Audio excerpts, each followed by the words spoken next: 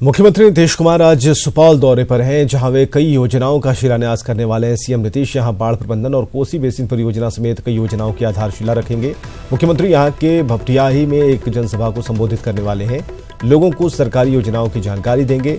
और इससे पहले बेतिया में सीएम नीतीश कुमार ने सुबह मंदिर में पूजा अर्चना की और सीएम के आगमन को लेकर सुरक्षा के पुख्ता इंतजाम किए गए हैं।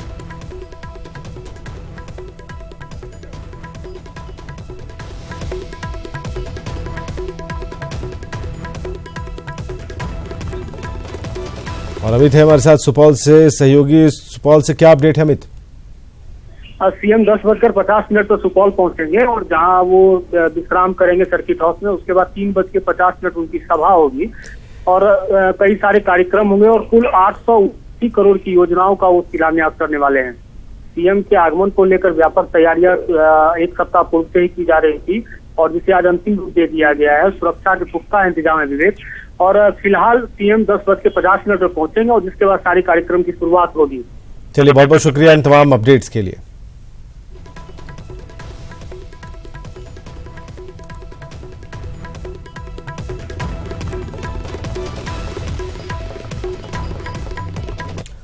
तो हाईटेक होती हुई राजनीति के दौर में जेडीयू ने भी खुद को तैयार कर लिया है। पार्टी कार्यकर्ताओं की ऐसी फौज खड़ी कर रही है जो बस एक क्लिक पर मैदान में पड़ेगी।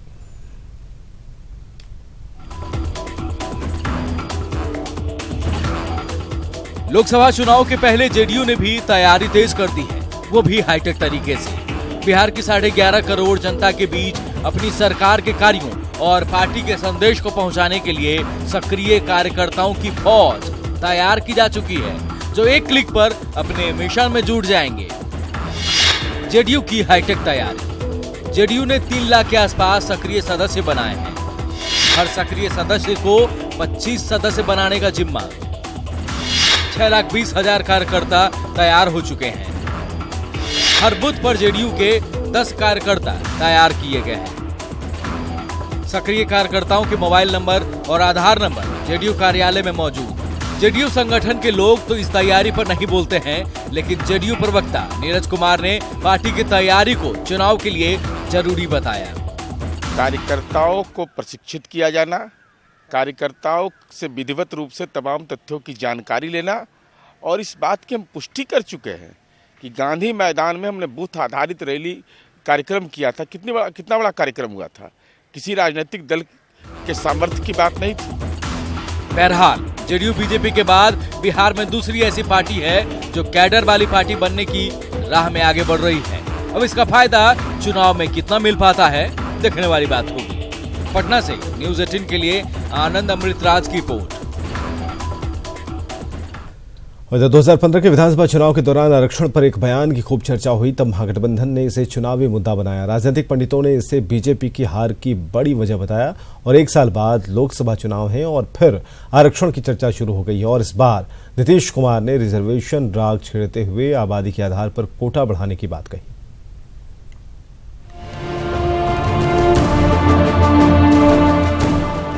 सीएम नीतीश ने एक बार फिर आरक्षण का पुरजोर समर्थन किया। बगहा के बिनवलिया में आयोजित भारतीय थारू कल्याण महासंघ के सम्मेलन में सीएम ने मंच से कहा, 2021 में जनगणना के आधार पर अनुसूचित जाति और जनजाति का आरक्षण कोटा आबादी में बढ़ोतरी के अनुपात में बढ़ेगा और इसे बढ़ने से कोई रोक नहीं सकता।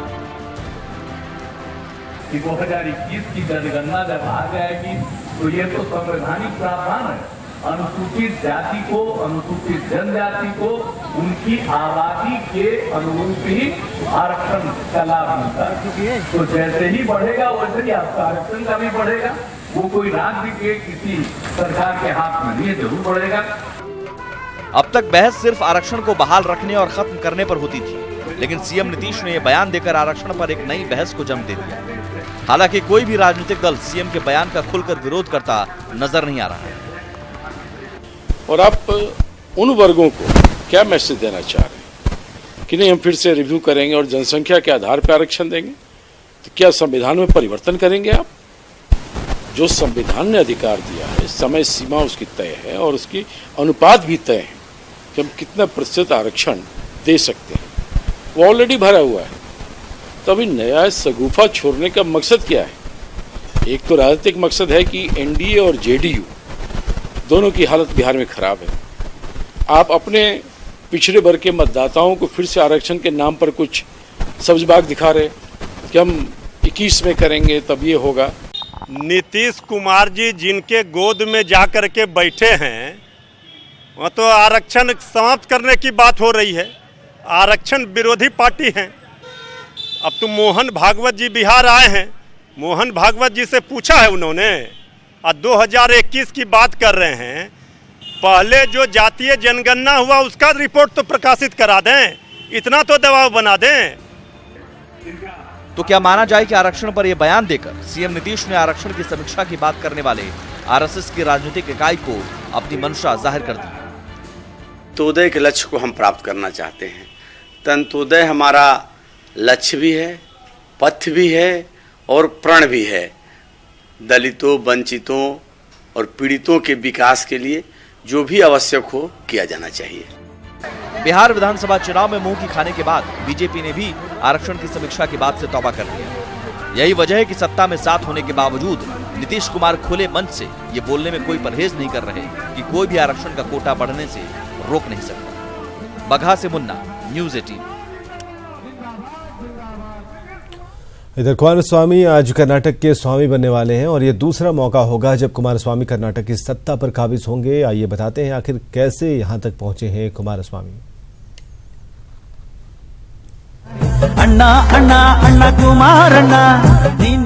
करीब 25 साल पहले जेडीएस के कार्यकर्ताओं ने यही नारा देकर कुमारस्वामी से आगे बढ़ने की ताकत भरी थी। अन्ना अन्ना अन्ना कुमारन्ना राज्यಕ್ಕೆ ನಿನ್ನಂತ ಬೇಕೈತಣ್ಣ। और उसी ताकत का नतीजा है कि दूसरी बार कुमारस्वामी कर्नाटक के सीएम पद की शपथ लेने वाले हैं। कुछ भी कर गुजरने की जिद, बगावत करने की अथाह ताकत और रहस्यमयी ज्योतिषी की भविष्यवाणी, इन्हीं 3 वजहों से कुमारस्वामी पहले भी सीएम बने थे और फिर बन रहे हैं। क्या है कुमारस्वामी की कहानी और कैसे पिता और भाई को दरकिनार कर यहाँ तक पहुँचे हैं, आइए बताते हैं आपको। बात 1994 की है। कर्नाटक विधानसभा चुनाव प्रचार जोरों पर था। पिता एचडी देवगौड़ा चुनाव प्रचार में जुटे हुए थे। बड़े भाई रवन्ना जो खुद होला नरसीपुर में चुनावी मैदान में थे, घर में सबके साथ नाश्ता कर रहे थे। नाश्ते की टेबल पर ही कुमारस्वामी ने ऐलान किया, मैं भी राजनीति में आना चाहता हूं। बड़े भाई रवन्ना ठहाके लगाकर हंस पड़े और कहा, तुम अपने फिल्म बनाने के धंधे में ही ठीक हो, सियासत तुम्हारे बस की बात नहीं है। तुम्हारे लिए विधायकी का चुनाव जीतना भी मुश्किल हो जाएगा। कुमारस्वामी के दिल में ये बात शूल की तरह उतर गई और यहीं से उन्होंने सियासी मैदान में उतरने का अघोषित ऐलान कर दिया। साल भर में पार्टी नेताओं और कार्यकर्ताओं के बीच भाई से ज्यादा गहरी पैठ बना ली, लेकिन न पिता चाहते थे और न भाई कि कुमारस्वामी सियासत करें। लिहाजा 1996 के लोकसभा चुनाव में कुमारस्वामी को कनकापुरा से टिकट दिया। कनकापुरा लोकसभा सीट कांग्रेस की सबसे मजबूत सीटों में से एक थी, लेकिन कुमारस्वामी ने हार नहीं मानी। 1 लाख से ज्यादा वोटों से जीत दर्ज की। कुमारस्वामी को समझ में आ गया बाजी पलटने की ताकत है उनमें, और इसी ताकत के बल पर जनवरी 2006 में कुमारस्वामी ने कांग्रेस के साथ चल रही सरकार को गिरा दिया। रहस्यमयी ज्योतिषी ने कुमारस्वामी से कहा था, सरकार गिराओ, तुम सीएम बनोगे। महज 41 विधायकों के दम पर कुमारस्वामी 3 फरवरी 2006 को सीएम भी बन गए। सीएम बनने के लिए कुमारस्वामी ने बीजेपी के 79 और जेडीयू के 5 विधायकों को साथ लिया था। पिता एचडी देवगौड़ा समझाते रहे कि बीजेपी के साथ मत जाओ, लेकिन कुमारस्वामी कहां मानने वाले थे। एचडी देवगौड़ा का वो खत भी बेनामी हो चुका था जिसमें उन्होंने अपील की थी, मैं आप लोगों से आखिरी अपील कर रहा हूं, पार्टी हर चीज से ऊपर है। समय आ गया है जब हम पार्टी की विचारधारा के प्रति अपनी वफादारी साबित करें। 20-20 महीने का करार हुआ था कुमारस्वामी और बीजेपी के बीच, लेकिन कुमारस्वामी ये करार भूल गए और बीजेपी की पारी आने से पहले ही बीजेपी को मझधार में छोड़कर निकल लिए। अब की बार भी वो कांग्रेस को पूरे चुनावी मैदान में कोसते रहे, लेकिन जैसे ही कांग्रेस ने ऑफर किया, कुमारस्वामी ने मौका हड़प लिया। नंबर गेम में भले 36 का आंकड़ा ही उनके साथ है, लेकिन किस्मत से कुमारस्वामी उन्हीं 36 विधायकों के दम पर सीएम बन रहे हैं। Bureau report, news 18 network.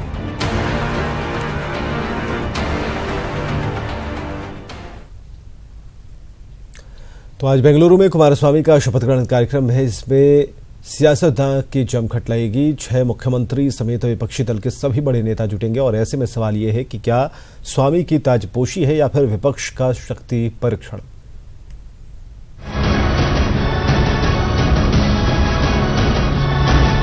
लगातार हार झेल रहे विपक्ष के लिए बड़ा दिन। सिमटती सत्ता से परेशान कांग्रेस के लिए राहत का दिन। छोटे होते जा रहे क्षेत्रीय शत्रप के लिए उम्मीदों का दिन। कुमारस्वामी के साथ ही विपक्षी दलों की उम्मीदों की भी ताजपोशी होने जा रही है।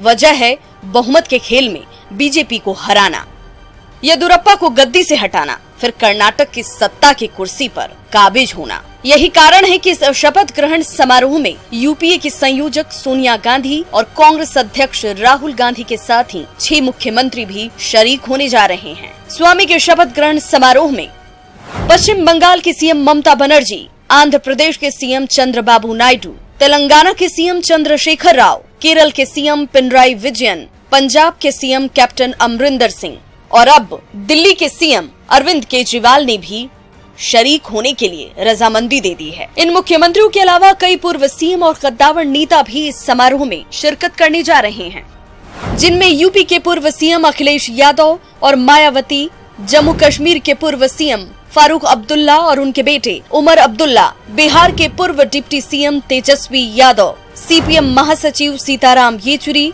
सीपीआई महासचिव सुधाकर रेड्डी और डी राजा के अलावा एनसीपी के अध्यक्ष शरद पवार भी मंच पर दिखाई देंगे। अब ममता जी भी खिलाफ थी, देवगौड़ा जी भी खिलाफ थे, अखिलेश जी भी खिलाफ थे, अपने बीजेडी वाले पटनायक जी भी हमारे खिलाफ, सब हमारे खिलाफ थे। कोई नई बात नहीं है। अब जब मंच पर ऐसे सियासी सिकंदर होंगे तो फिर सवाल तो उठेंगे ही कि आखिर इस सियासी जमावड़े का मतलब क्या है। क्या मिशन 2019 के लिए कोई सियासी खिचड़ी पकेगी? सवाल इसलिए क्योंकि जितने भी दल कुमारस्वामी के शपथ ग्रहण समारोह में शामिल हो रहे हैं, वो लोकसभा की करीब 326 सीटों पर मजबूत दावेदारी रखते हैं, जिनमें उत्तर प्रदेश की 80, महाराष्ट्र की 48, पश्चिम बंगाल की 42, आंध्र और तेलंगाना की 42, बिहार की 40, कर्नाटक की 28, केरल की 20, पंजाब की 13, दिल्ली की 7 और जम्मू कश्मीर की 6 सीटें शामिल हैं। सूत्रों की माने तो कुमारस्वामी ने जेएमएम, बीजेडी और डीएमके के स्टालिन जैसे कई अन्य क्षेत्रीय दलों को और उनके नेताओं को भी न्योता भेजा है। अगर वो भी स्वामी की ताजपोशी में शामिल हो जाते हैं, फिर झारखंड की 14, ओडिशा की 21 और तमिलनाडु की 39 सीटों को भी जोड़ लें तो आंकड़ा 400 सीटों पर मजबूत हो सकता है। मतलब साफ है कि ताजपोशी के बहाने कांग्रेस मिशन 2019 के लिए बीजेपी विरोधी पार्टियों को लामबंद करने का सपना संजो रही है। Bureau report, news 18 network. Vidhan Parishad के पूर्व सभापति अवधेश नारायण सिंह के बेटों पर छेड़खानी, मारपीट और बदतमीजी का आरोप लगाने वाली एयर होस्टेस खुद ही मामला सुलझाने अवधेश नारायण सिंह से मिलने पहुंच गई और पूरे घटनाक्रम की एक्सक्लूसिव तस्वीरें न्यूज़ 18 के कैमरे में कैद हो गई।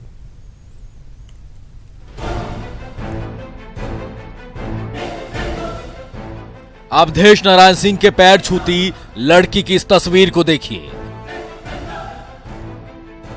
ये लड़की जेट एयरवेज की वही एयर होस्टेस है जिसने विधान परिषद के पूर्व सभापति अवधेश नारायण सिंह के दोनों बेटों पर मारपीट, बदतमीजी और छेड़खानी का आरोप लगाया था। लेकिन आज खुद पहुंच गई अवधेश नारायण सिंह से मिलने, मामले को सुलझाने के लिए।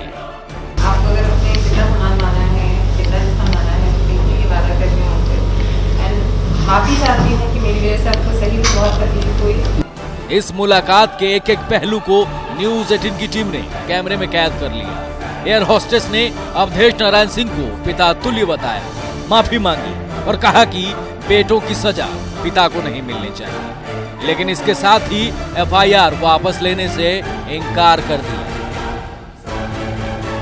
एफआईआर तो मैं वापस नहीं लूँगी, क्योंकि उन्होंने अगर गलती की है तो उनको सज़ा मिलनी चाहिए, लेकिन मुझे नहीं लगता ये इस चीज़ के बाद ये आगे और बढ़ना चाहिए, क्योंकि अंकल अगर उनके पिता हैं तो उनको भी बहुत सज़ा मिल चुकी है, चाहे वो उनके माँ बाप हों या मेरे माँ बाप हों, उनकी कोई गलती नहीं है इसमें। तो मैं नहीं चाहती कि उनको और सज़ा मिले, इसलिए मैं ये चीज़ें यहाँ पे ख़त्म कर रही हूँ, क्योंकि जो मुझे चाहिए था वो मेरी लड़ाई थी सेल्फ रिस्पेक्ट की, और आज मैं बिल्कुल सही हूँ, मैंने सच का साथ दिया, एंड देन जो भी लड़ाई लड़ी सच से लड़ी, तो I think this is a victory for me and I just want to end it up right here. आरोप लगाने वाली एयर होस्टेस की तरह ही अवधेश नारायण सिंह भी अब मामले को तूल नहीं देना चाहते और रिश्ते को नए सिरे से आगे बढ़ाना चाहते हैं। तो हम बोले कि हमारी बेटी है और बेटी के लिए दरवाजा हरदम खुला है, जब आके मुझसे बात कर सकती है, और जो उसकी बातों को सुन करके मैं अपना ही करूँगा, उस पर डिसीजन लूँगा, उस पर करूँगा। बेटों को बुला करके मिलवाने की कोशिश करूँगा, जहाँ तक हमारा जो चलेगा हम करेंगे, चलेगा ही, दोनों हैं। जब गार्जियन हैं तो गार्जियन के रोल में हम रहेंगे। बातचीत के दौरान दोनों एक दूसरे की बात पर काफी भावुक हो गए, यहाँ तक कि अवधेश नारायण सिंह लड़की से माफी तक मांगने को तैयार हो गए। और सच पूछिए तो मेरी ज़िंदगी में कभी इस तरह की बात नहीं आई, ये पहली बार एक झंझावात है, पहली बार मुझे इतना कष्ट हुआ, मैं अपनी पीड़ा को व्यक्त नहीं कर सकता हूँ। पीड़ा को भावनात्मक जुड़ाव तो होगा नहीं, जब बेटी कह दिया तो भावनात्मक जुड़ाव नहीं होगा। पिछले 4 दिनों से सियासी गलियारे में खलबली मचाने वाला यह मामला फिलहाल महिला थाने में है और पुलिसिया जांच भी जारी है, लेकिन न्यूज़ 18 के कैमरे में कैद ये तस्वीरें इस बात का संकेत है कि मामला सुलझने की ओर है। पटना से न्यूज़ 18 के लिए रजनीश की रिपोर्ट। चलिए फिलहाल के लिए इस बुलेटिन में बस इतना ही।